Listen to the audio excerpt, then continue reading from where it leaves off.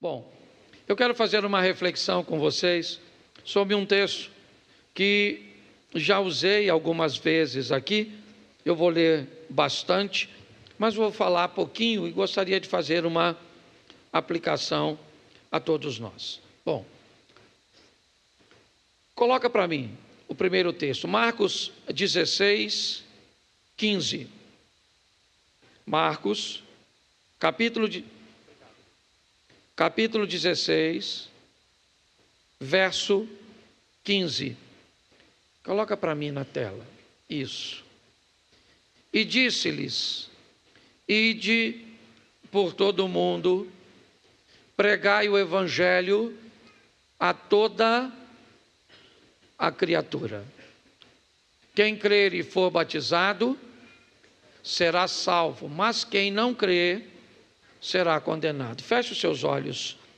Senhor nosso Deus e Pai, em nome de Jesus, eis aqui a Tua palavra. Continua falando conosco e usa-me como um canal de bênção, pelo poder do nome de Jesus. Amém. Glória a Deus. Amém. Bom, meu propósito hoje é refletirmos sobre o mundo cujo qual nós pertencemos. Vamos tratar isso de uma forma muito particular. Quando ouvimos esse texto, Jesus está dando aos discípulos a grande comissão. Está dizendo aos seus discípulos o que eles deveriam ou como eles deveriam fazer. E, na verdade, o que Jesus estava dizendo é: apresente aos outros aquilo que eu apresentei a vocês. Permita que aconteça na vida dos outros aquilo que eu viabilizei que acontecesse na de vocês. O que Jesus está provocando nos seus discípulos é o entendimento de que cada um traz consigo o seu mundo. E a proposta é entender que aquilo que você recebeu de Deus em Cristo não pode parar em você.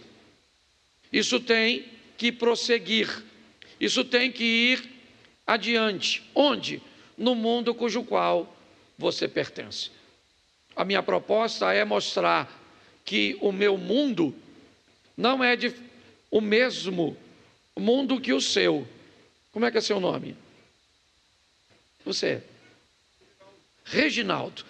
Edinaldo. Você mora onde, Edinaldo? Ele mora na Figueira. Os amigos do Edinaldo não são meus amigos. Os vizinhos do Edinaldo não são meus vizinhos. Os familiares do Edinaldo não são meus familiares, não são meus parentes.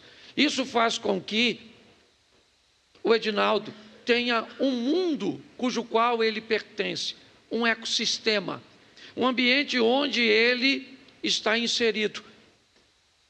E a grande verdade é, mesmo que você seja casado, mesmo que você esteja aí ao lado dos seus pais, existe um mundo que seus pais não pertencem. O mundo da sua escola, dos seus amigos, dos seus colegas. O mundo, muitas vezes, da sua rede social. Um ambiente que ele é seu, tá certo? Então, quando a Bíblia diz, ide por todo mundo, para algumas pessoas, realmente, eles serão missionários transculturais, irão para outras nações, certo? Farão missões urbanas. Mas a minha proposta é mostrar a você que você é um missionário que precisa conduzir o que você recebeu para o seu mundo. Então, ide para o seu mundo e pregai o evangelho, motivando as pessoas a nascerem de novo. Através do batismo, são os dois textos que nós lemos. Então a pergunta muito simples seria: há quanto tempo você anda recebendo do Senhor a palavra e o poder de Deus para agir no mundo que você pertence? E como anda este mundo depois de 6 meses que você se converteu, depois de 2 anos que você está no Evangelho, depois de 20 anos. O que acontece com as pessoas que muitas vezes não fazem parte, full time, o tempo inteiro do seu mundo, mas passam por ele? Como fica a vida de alguém que viajou com você, que sentou na mesma mesa, que almoçou, que teve algum contato com você e naquele momento ela é inserida no seu mundo? Como esses ambientes ficam? Ou será que não? A sua postura é: encontrei o Evangelho que mudou a minha vida e isso para mim basta, para mim é o suficiente, e que cada um se vire. Bom, se essa é a sua visão, isso é um pouco complicado. Mas também é importante nós entendermos a dificuldade que temos quando somos inseridos ou vamos ter que mudar um mundo cujo qual nós não temos muita familiaridade. Então eu separei alguns textos e eu quero que coloque Atos 10, o verso 14, e depois nós vamos voltar em Atos 9, 13, tá bom? Então, Atos 10, 14. Mas Pedro disse: de modo nenhum, Senhor, porque nunca comi coisa alguma comum ou imunda. Essa é uma aplicação que Deus está fazendo com o apóstolo Pedro, certo? Deus está querendo que Pedro pregue para alguém que não faz parte de seu mundo.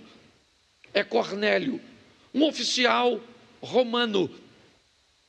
Ele não é alguém que Pedro acha que merece receber a palavra da salvação. A mente de Pedro não está adaptada para isso.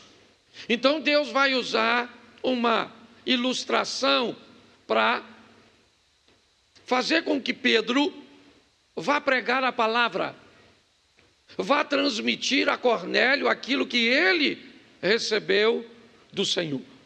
Mas inicialmente, se dependesse de Pedro, Pedro não iria. Essa expressão, de modo nenhum, Senhor, você pode trocar, porque nunca comi coisa alguma comum e imunda, para eu não vou pregar para alguém que não é judeu. Eu não vou levar a palavra da salvação para esse cara, porque eu acho que ele não merece. Nós precisamos estar muito atentos a pessoas que vão fazer parte do nosso mundo por algumas horas, por alguns momentos, e podemos marcar a vida dessa pessoa para sempre. No último domingo desse mês, no dia 29, no fechamento do mês de aniversário da igreja, eu estou trazendo um pastor aqui chamado Samuel Bezerra. Ele é de Pindamonhangaba, em São Paulo. Eu não conheço Samuel pessoalmente. Eu só vi Samuel uma vez pessoalmente, na Assembleia de Deus, aqui da Pedreira. Na época, o pastor era o pastor Lorival Machado. Meu pai era diácono dessa igreja e me convidou para uma conferência onde pregava o Samuel. Eu vi de longe, não tive acesso, não pude tirar uma foto, não o cumprimentei, mas ninguém influenciou minha vida no Evangelho como ele. Ninguém. A minha vida, não, e olha que eu me converti 6 anos depois daquele congresso, daquela conferência. Mas o dia que aquele cara, eu não sei quantas vezes ele veio a Xerém, eu sei que aquele dia a mensagem dele entrou nos meus ouvidos, a maneira com que ele gravava, eu nunca vi ninguém conhecer tantos versículos de cor como Samuel. Ele me inspirou a vida, e eu falei com ele, tem uma semana e pouco, quase 10 dias, que eu não conseguia contato com ele, nem sabia que ele me conhecia. E aí eu tentei explicar, certo? O que tinha, como foi. Então preste atenção, em alguns momentos, 1h30, 2 horas de conferência, eu me tornei alguém participante do mundo do Samuel. Samuel entrou no meu mundo e mudou minha vida para sempre. Porque 1h30, certo? Meia hora, uma palavra, um sorriso, um exemplo, a sua vida pode mudar para sempre. Quando você encontra com alguém, certo?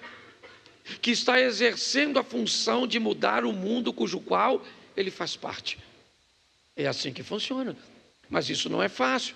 Você está vendo Pedro? Pedro está dizendo que não está afim de falar com Cornélio.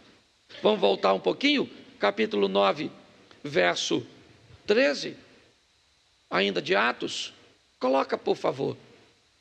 Atos 9, 13. Isso.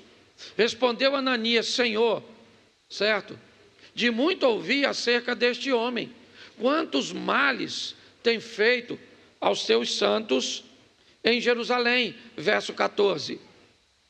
E aqui ele tem poder dos principais sacerdotes para prender a todos que invocam o teu nome. Ananias está recebendo a missão de pregar para Paulo.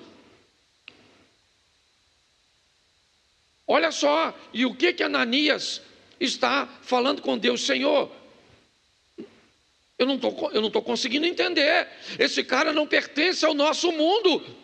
Ele é a oposição. Ele tem autoridade, ele tem poder para me prender se eu for lá pregar a tua palavra para ele. Eu não estou conseguindo entender.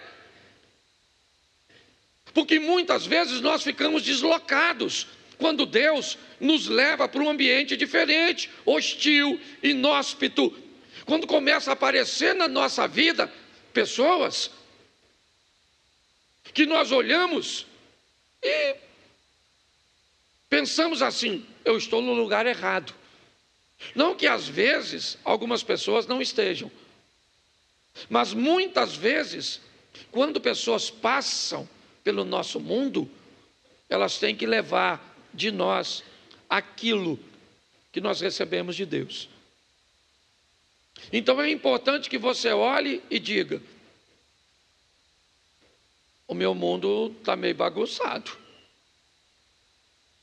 Eu venho para a igreja no domingo, recebo de Deus, vou trabalhar amanhã, está certo. Mas pastor, o senhor está querendo dizer que eu tenho que transformar a minha igreja num púlpito? Chegar lá agora amanhã e sair pregando? Não. É importante você entender os 2 textos que eu usei. Preste atenção. Deus fala com Pedro e fala com Cornélio. Deus fala com Ananias e fala com Paulo. Então é importante que você fique atento ao que Deus está querendo fazer através de você no ambiente cujo qual você pertence. Mas também muito cuidado, porque você tem a oposição a tudo isso, a Satanás, que costuma causar confusão entre você e a pessoa cuja qual Deus pretende mudar, para criar um distanciamento entre nós. Então, quando você estiver vivendo conflitos e confusões com algumas pessoas, perguntem a Deus se não é exatamente essa pessoa cuja qual você foi chamado para apresentar o Senhor. Então eu vou te mostrar 2 textos que já usei aqui. João capítulo 4, 4. João 4, 4. Você pode ler para mim? E era-lhe... Repita de novo. Não, volta só o 4 mesmo. Mais uma vez só para você... e era-lhe necessário passar por Samaria. Jesus está saindo da Judéia para a Galiléia e era-lhe necessário passar por Samaria. Não necessariamente. E mesmo que fosse necessário passar pelo território de Samaria, não havia nenhuma necessidade de entrar na cidade. Dava para passar por Samaria, território samaritano, sem ter contato com os samaritanos. Mas qual era o problema? O problema é que Jesus veio salvar. Ide por todo mundo. Todo aquele que crê e for batizado será salvo, certo? E o que não crê será, então preste atenção, todo aquele. E isso também inclui os samaritanos. Qual é o problema desse texto? É que os discípulos de Jesus não pertencem àquele mundo. O mundo dos samaritanos é um mundo diferente para os judeus. Eles comem coisas que os judeus não comiam. Eles eram liberais com coisas, com postura, com posicionamentos que os judeus reprovavam. Então preste atenção, inevitavelmente para os samaritanos, ter um judeu pregando para eles não era muito agradável. E Jesus também queria alcançar Samaria. Então, nesse texto, do capítulo 4, ele vai a Samaria recrutar alguém pertencente àquele mundo. Jesus vai conversar com a samaritana no poço de Jacó. E vai conversar com ela algo bem interessante, certo? O verso de número 15, olha o que diz, João 4,15. Disse-lhe a mulher, Senhor, dá-me desta água para que eu não tenha, dá-me dessa água para que eu não mais tenha sede, nem precisa vir aqui buscá-la. Preste atenção, essa é a expressão do poço. Ok? Eu separei um texto, Provérbios, diz assim: como na água o rosto corresponde ao rosto, assim o coração do homem ao homem. Jesus vai ter um encontro com essa samaritana no capítulo 4, passando por Samaria. Quem é esta mulher? Essa é uma mulher de um estilo de vida reprovado. Não apenas para judeus, mas provavelmente até por samaritanos. O estilo de vida dela não era dos melhores. Jesus encontra com ela no poço. O que ela estava indo fazer? Tirar água. Era isso. Qual é o problema? Ela tem um problema quando vai tirar água. Provérbios nos diz que na água você vê o que ela está refletindo. Então, alguém aqui já tirou água no poço? Me ajuda aí. Isso. Lembra?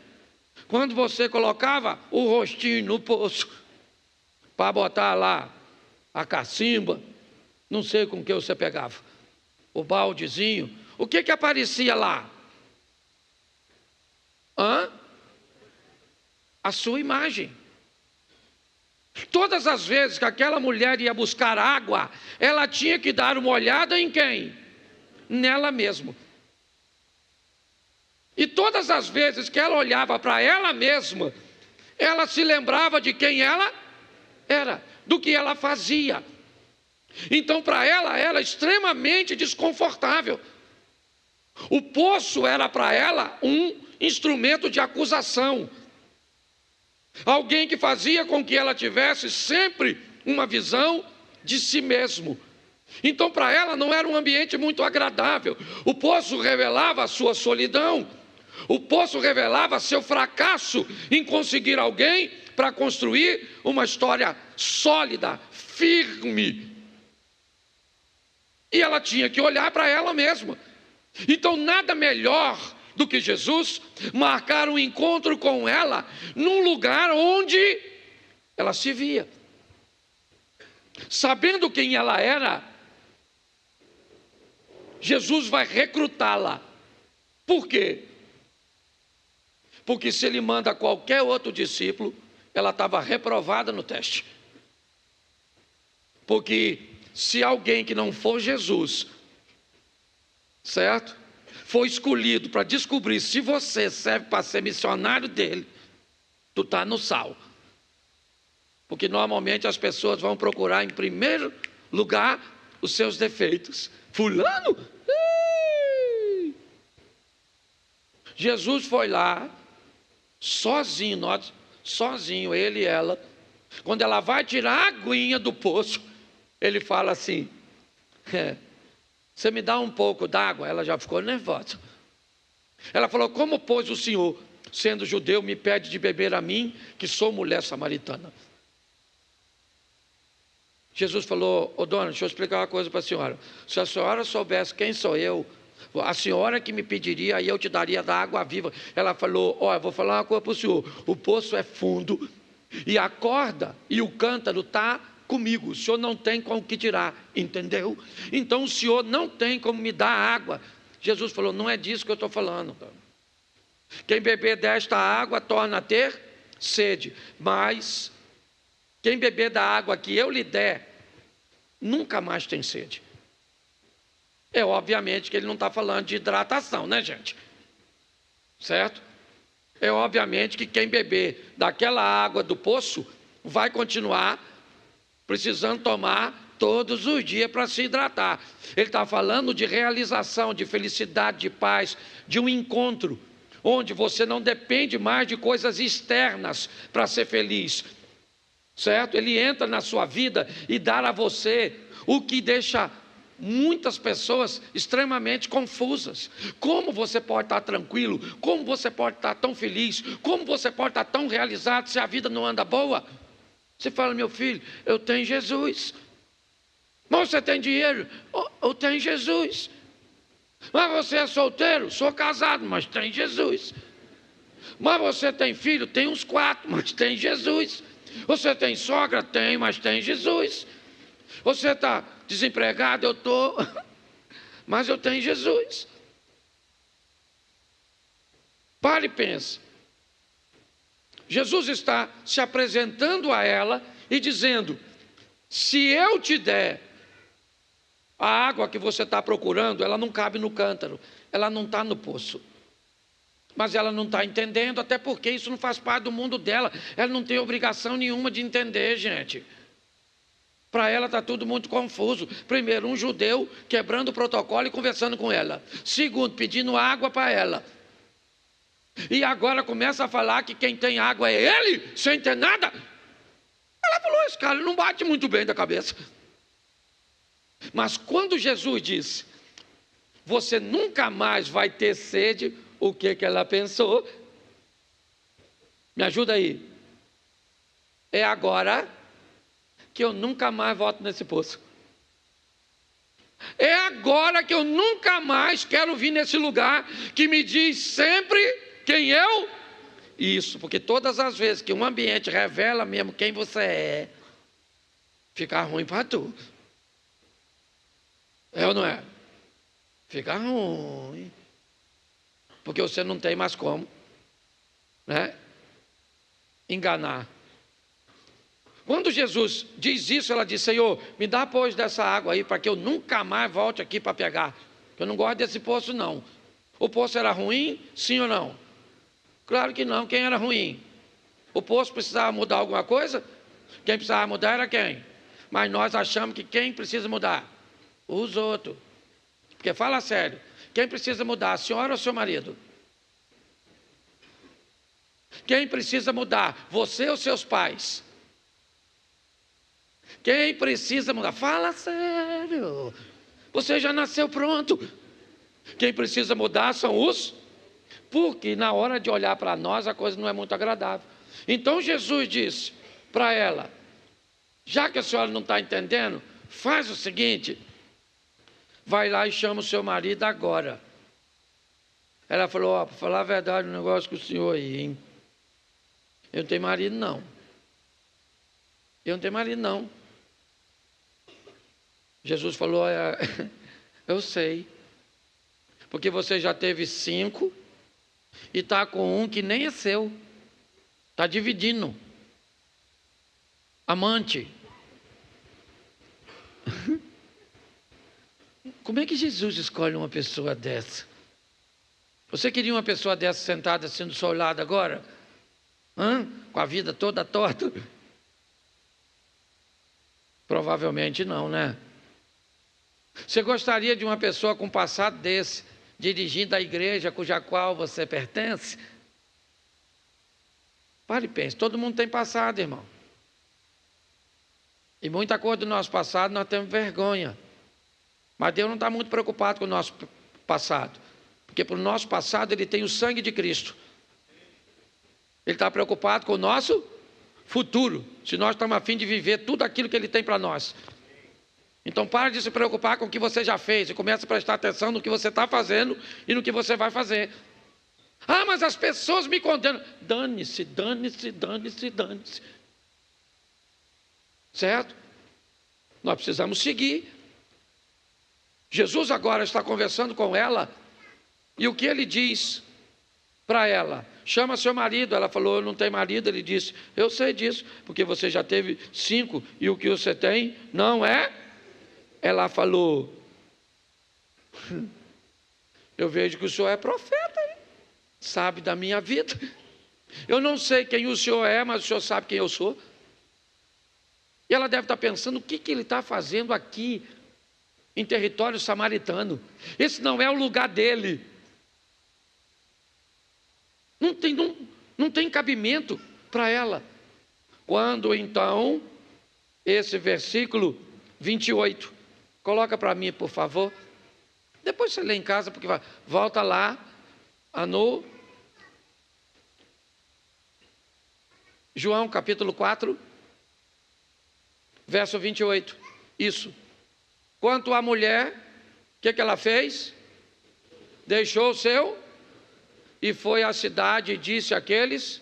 Você sabe onde ela está? Ou para onde ela vai, melhor dizendo? Ela vai para onde? Cadê? Não, volta o 28, é que o irmão lá está acelerado. Quanto à mulher, olha só, olha o que ela fez. Ela deixou seu cântaro e foi onde? Foi onde? Quem é que está na cidade? Você sabe? Os discípulos. Jesus mandou eles comprar comida. Você sabe quantos discípulos de Jesus estão na cidade? 12. Você sabe o que eles estão fazendo na cidade? Comprando, mais o quê? Você conhece o texto? Me ajuda aí. Eles estão fazendo o quê? Comprando comida e mais nada. Lá tem gente que precisa ser salva por Jesus. Eles falaram para eles, sim ou não?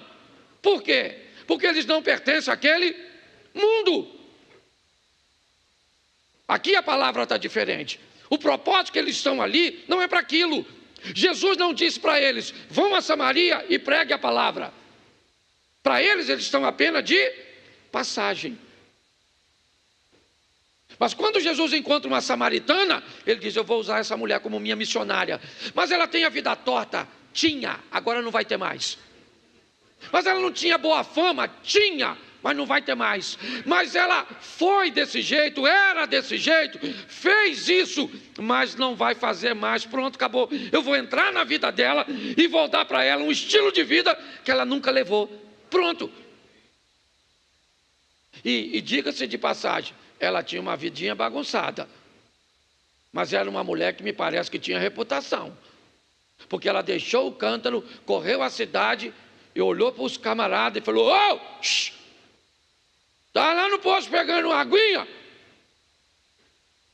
encontrei um homem. E os caras devem ter olhado: Especialidade da senhora.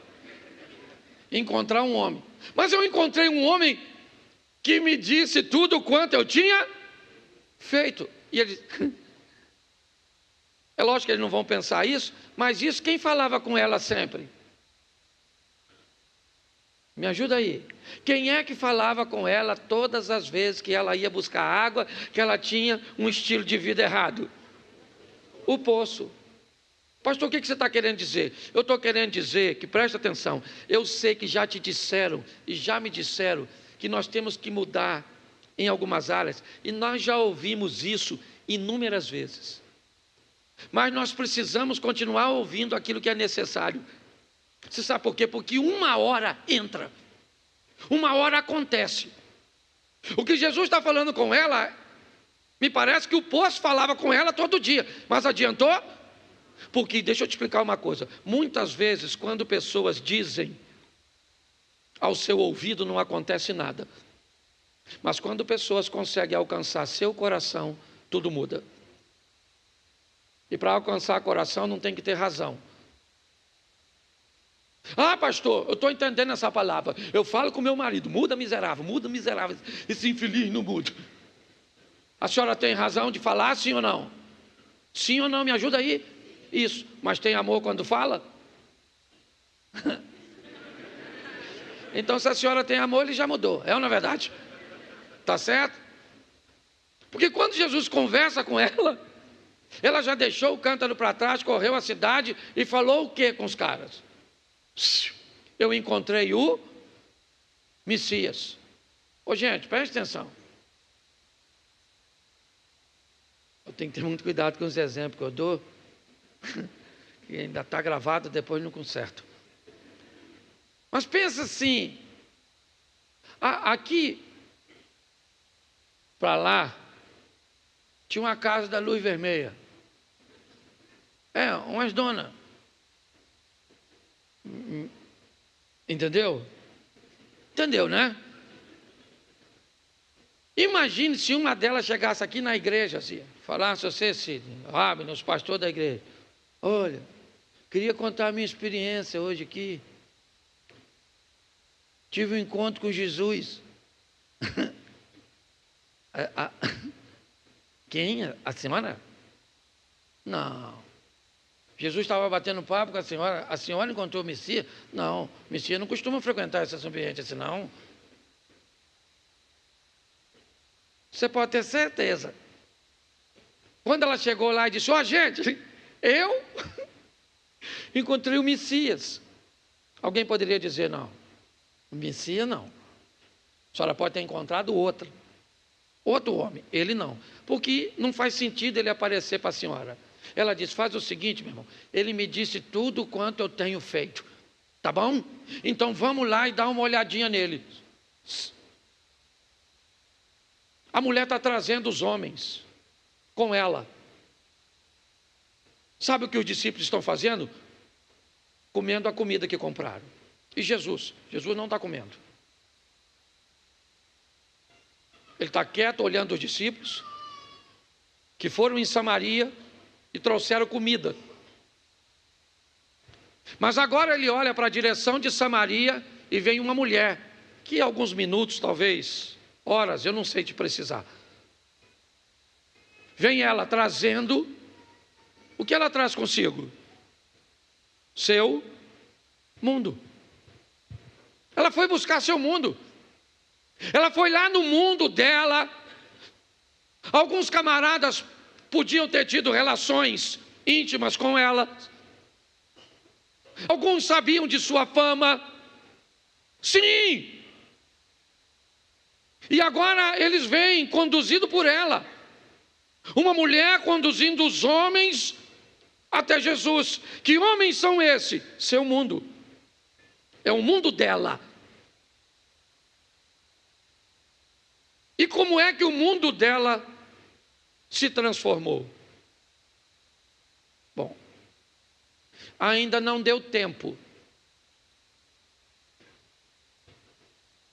do que Jesus entregou para ela no poço fazer efeito. Isso aí é. Jesus disse, olha, eu vou te dar da água aqui Nunca mais você tem sede. Ah, mas cadê a água? Bom, eu posso te dar essa água. Cadê seu marido? E aí a conversa muda. Nossos pais dizem que é nas montanhas de Samaria, vocês dizem que em Jerusalém. Eu queria saber onde é que um adorador deve adorar. Jesus disse: ora vem que nem em Samaria, nem em Jerusalém adorareis o Pai, porque o Pai anda buscando verdadeiros adoradores, que o adorem em espírito e em verdade. Jesus começa a explicar a ela. Foi só uma explicação. Ela vai para a cidade um tempo bem pequeno. Não deu tempo dela ter testemunho para isso. Não deu tempo. Não deu tempo dela mostrar para aqueles homens o quanto ela mudou de vida. Não. Pastor, então se não deu tempo, como é que os caras foram? Duas coisas a mulher leva consigo. Uma coisa, algo que ela já tinha sem Jesus. Primeiro, credibilidade. Essa é a verdade. Ela é uma mulher que, apesar do estilo de vida que tinha, ela tinha credibilidade perante as pessoas. Porque para ter credibilidade não precisa ser crente. Para ter palavra não precisa ser crente. Essa é a verdade. Tem gente que tem muita coisa, certo? E não caminha com fé em Cristo, mas resolveu levar a sua vida de uma forma séria, firme. Então, ela chegou lá e disse para aqueles homens: eu achei o Messias, ele encontrou comigo. Quem é ela? Ela é a piriguete que todo mundo pega. Dá para acreditar nela? Dá. Dá para acreditar nela porque a sua conduta no que diz respeito a relacionamento, certo? Não faz dela uma mentirosa. Opa, me ajuda aí com a criança, leva ali no berçário, tá certo? Então, você consegue entender isso? Apesar de ser alguém com uma vida inadequada, aqui, ela é alguém que tem uma conduta. Quando ela chega lá, ela diz para os homens, primeiro, ela tem credibilidade, mas ela também conta a seu favor com o poder de Deus. É isso. Credibilidade e poder de Deus. Tem gente que tem o agir e o mover de Deus, o Senhor é com ela, mas ela não tem credibilidade. Seu mundo não muda, não porque ela não tem fé. Ela tem fé, mas não tem crédito, não tem testemunho, certo? E pessoas, lembra, a Bíblia diz: errais por não conhecer as Escrituras e o poder de Deus. Nós precisamos entender isso. Ao olharmos para isso, o que vemos é essa combinação. A mulher diz: achei o Messias, e o poder de Deus age. Credibilidade, ação. Os homens estão vindo com ela agora. Pedem para Jesus ficar. Jesus fica 3 ou 4 dias com eles. Eles chamam a mulher e dizem o quê? No começo, nós acreditamos por causa da tua palavra, mas agora nós não precisamos mais da tua palavra, porque temos com ele nossas próprias experiências. O texto termina aqui, mas ele permite imaginar. Eu fico imaginando se fosse eu. Qual seria o lugar que aquela mulher mais apreciaria depois daquela ocasião? Pensa. Qual? Por quê? Se fosse você, você gostaria de voltar ao poço todos os dias, sim ou não? Então me diga por quê. Porque foi no... Isso. Foi no poço. O lugar que ela não queria ir, que ela disse para Jesus: eu não gostaria de voltar aqui, me dê para que eu nunca mais volte no poço. Agora era um lugar que provavelmente ela tinha prazer de estar, porque Jesus foi embora, mas o local do encontro permaneceu lá. Samaria foi mudada, transformada por alguém que pertencia àquele mundo. Eu não vou para a sua casa mudar seus familiares, você não vai vir para a minha. para mudar os meus. Fé sem credibilidade não vai ser suficiente. Credibilidade sem fé também não. Às vezes, pessoas têm mais facilidade de mudar um mundo que elas não pertencem do que o mundo que ela é pertencente, porque ninguém sabe que ela é. O grande valor da mudança, né, e nós vamos ver isso no próximo texto, é exatamente esse, é essa direção que nós precisamos obter. E aqui, coloca para mim, por favor, Marcos, capítulo 5, verso 8. Marcos 5, 8.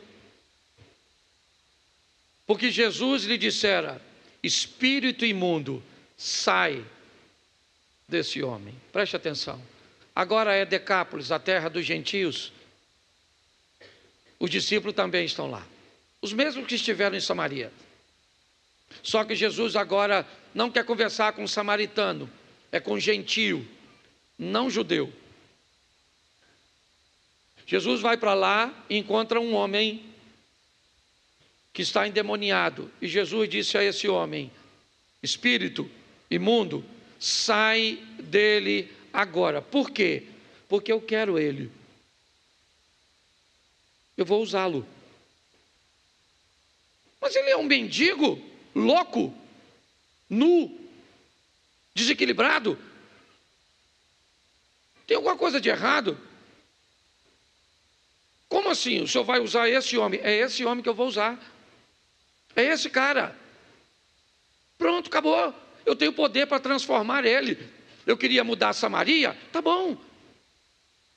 Porque ninguém estranha a gente. Você vai estudar a Bíblia, está lá. O primeiro escritor escreve para um grupo de pessoas.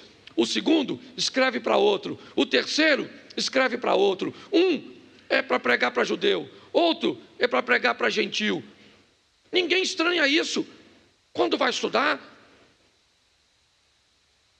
Mas a dificuldade de entender de que cabe a você a mudança de seu mundo, me parece que é muito grande.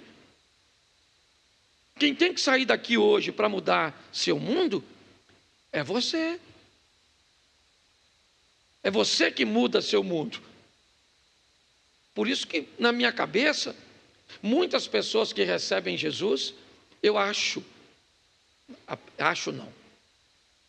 acredito, eu creio, e se for bem feito, alguém que pertence ao mundo, tá certo? E encontrou Jesus, se eu tiro esse cara deste mundo e trago ele para o nosso mundo aqui, o gospel, quem é que prega lá?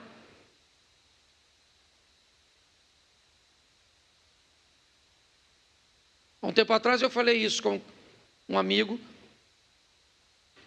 A esposa dele é famosa e canta num ambiente. E ela se deu como convertida. Tá certo? Isso a gente não questiona. Mas aí ele tem um sonho de que ela pare de cantar no ambiente secular e venha cantar na igreja. Parece bonito, sim ou não? Sim ou não? Aliás, foi isso que nós sempre fomos ensinados. Se converteu, sai de lá e vem para cá. Mas aí eu pergunto a você: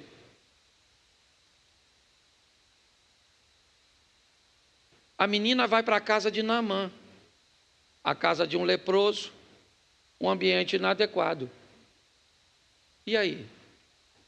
A casa de Naamã passou a ser o mundo daquela garota, sim ou não? Então a lepra de Naamã não pegou nela, mas a fé dela pegou em Naamã. Então a minha cabeça, ao invés de tirar alguém desse ambiente, por que não trazer essa pessoa para o nosso ambiente, prepará-la, treiná-la, forjá-la e devolvê-la? Agora você não canta esse tipo de música, agora você não tem esse tipo de vocabulário, agora você não veste esse tipo de roupa, mas vai para lá. Vai para lá, certo? E mostre lá o que o Senhor fez por você aqui. Olha só. Este homem, certo? Jesus vai lá e diz: espírito imundo, sai dele Agora, verso 19, ainda de Marcos 8. Vamos lá? Isso. Jesus, porém, bota o 18, para o pessoal entender o que está acontecendo. Ao entrar Jesus no barco, suplicara o que fora endemoniado, ok? Que o deixasse estar com ele. Fora. Ele andava pelado, agora está vestido, andava como um louco, agora está são. Jesus está com ele, tá certo? E Jesus diz para ele: eu estou indo embora. Ele então suplica a Jesus, certo? Me deixa ir com o Senhor, me leva contigo, me tira daqui, me leva para a igreja, me leva para esse ambiente, eu quero entrar nesse barco, eu quero ficar com você aqui, Jesus. Olha o que Jesus diz para ele, verso 19. Jesus, porém, não lhe permitiu. Jesus disse: não, eu não vou levar você no meu barco, mas ordenou: vai para onde? Vai para teu mundo, vai para a tua casa, vá para os teus e anuncia-lhes tudo o que o Senhor, olha só, anuncia tudo o que o Senhor fez ou te fez e como teve. Presta atenção. Gente, Jesus muda normalmente os piores primeiro. Por isso que o apóstolo Paulo, me parece que ele descreve como sendo um dos maiores pecadores. Porque preste atenção, ao invés de chegar em Samaria e mudar uma mulher legalzinha, ele pega a samaritana, com aquela vida.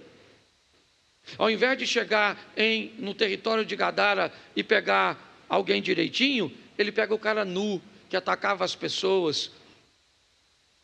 E olha o que ele diz para esse cara agora vestido, dizendo para ele: vai para a tua casa, cara, vá para os teus, anuncia, mostra para eles, certo? Como o Senhor teve compaixão de ti e como Ele teve misericórdia de você, porque aí as pessoas vão olhar e vão dizer: cara, se Deus fez isso com essa pessoa, o que Ele não pode fazer comigo? Só tem um problema, irmãos. Tanto a samaritana quanto esse indivíduo, o que eles pregam para os outros mudou a ele primeiro. Entendeu? Não adianta pregarmos um evangelho que mudou todo mundo, menos a nós mesmos. Não, Jesus Cristo salva, Jesus Cristo liberta, o Senhor pode fazer grandes coisas na sua vida, tá bom, tá jóia. Você vem para o meu mundo,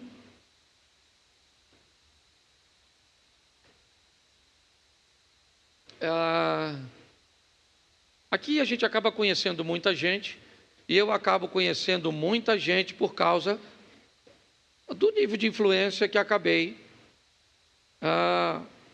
recebendo. E aí essa semana, eu estava com um amigo tomando um café, semana passada, né? Porque a semana está começando hoje. E aí, ele citou o nome de um rapaz cristão, aqui de Xerém.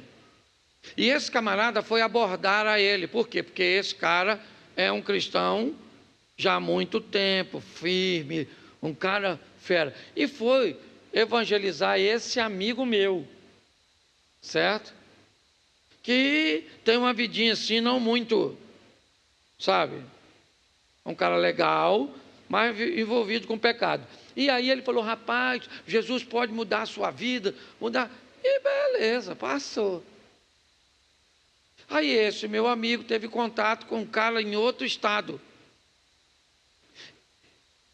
E aí o nome desse rapaz que pregou para esse meu amigo veio à tona. E aí esse cara de lá falou: ih, rapaz, ele vem para cá, fala palavrão, bebe tudo. Aí o meu amigo que falou: tá vendo, Cláudio? Aquele é um sem vergonha. E veio falar que eu tenho que aceitar Jesus. O que você acha? Eu falo, eu acho que isso vai dar uma confusão no inferno entre você e ele. Porque ele não vai porque vive na hipocrisia. Você não vai porque tem esse estilo de vida. Aí ele me olhou e falou, não precisava, né? Eu falei, é lógico que precisava, porque você já estava com desculpa para não servir a Deus. Tá certo? Então, escute só. Olha que coisa legal. Um evangelho tem que mudar você primeiro, para depois mudar os outros. Aquilo que você fala tem que ter exercido mudança em você. E preste atenção no verso de número 20. Põe o 20. Estou terminando, mais 3 minutinhos. Isso. Então ele foi e começou a proclamar em Decápolis tudo o que Jesus lhe fizera, e todos se admiravam. Mas, Marcos 7, verso 31. Marcos 7, 31.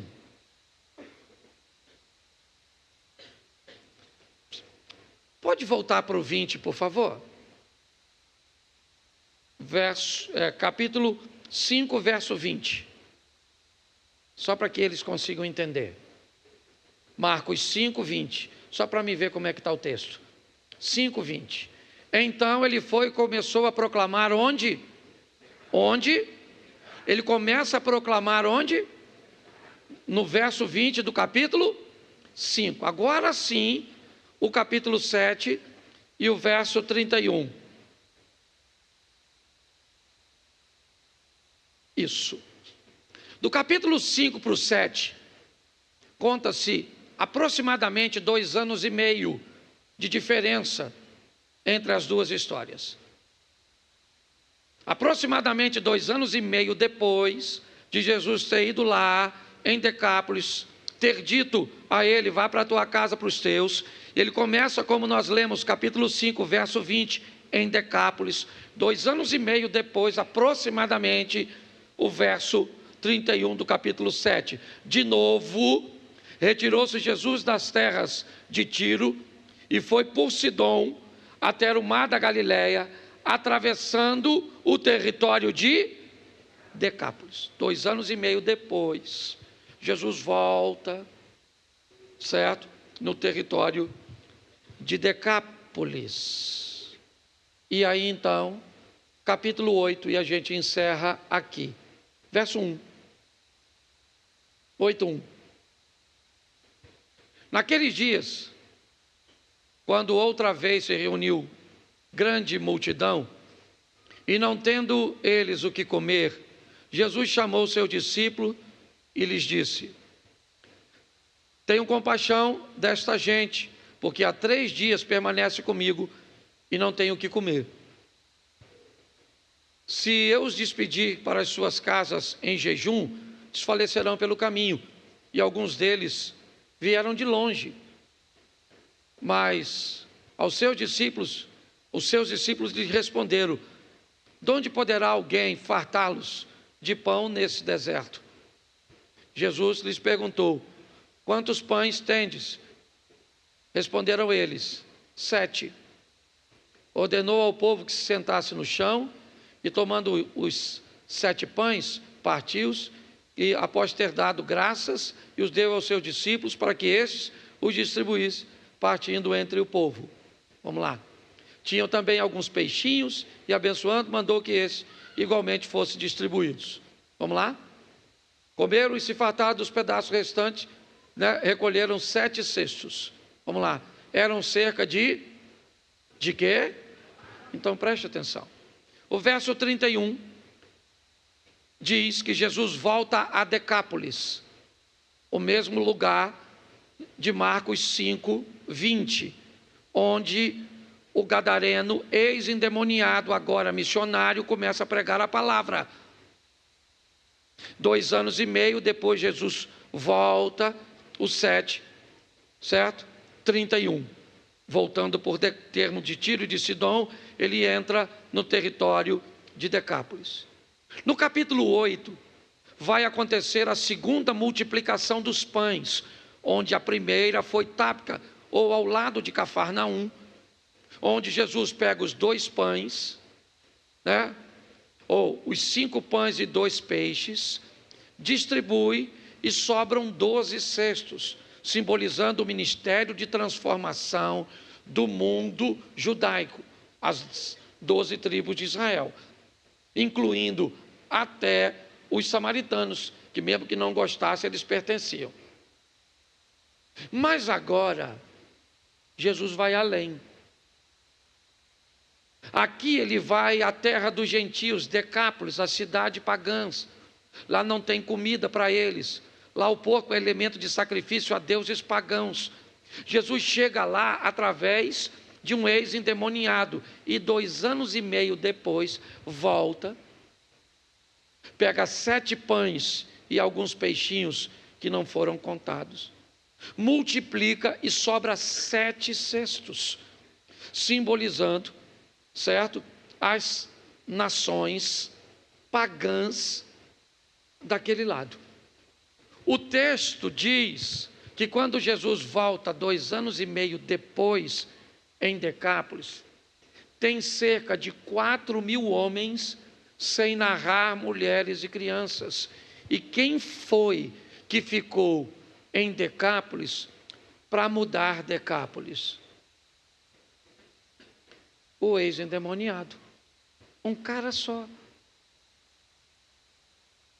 Ele começa em Decápolis o que Jesus começou na Galileia. Ele começa em Decápolis o que a mulher começou em Samaria. Ele começa em Decápolis o que a menina começou em Damasco. Ele começa em Decápolis o que Daniel começou na Babilônia, mudando o mundo cujo qual eles estão inseridos. Algumas pessoas, sua extensão de ação é maior, outras não. Outras são tímidas, recatadas, e seu mundo é composto de 5, 10 pessoas. Tá bom. Não interessa. A proposta é sempre mudar alguém. Quando Filipe batiza o eunuco de Candace, isso, certo? Faz com que agora vá para aquela região alguém transformado. O que Deus quer, meus irmãos, é mudar o mundo cujo qual você e eu pertencemos. Se você vai fazer isso ou não, eu só preciso que você não espere um missionário num ambiente cujo qual o missionário deveria ser você.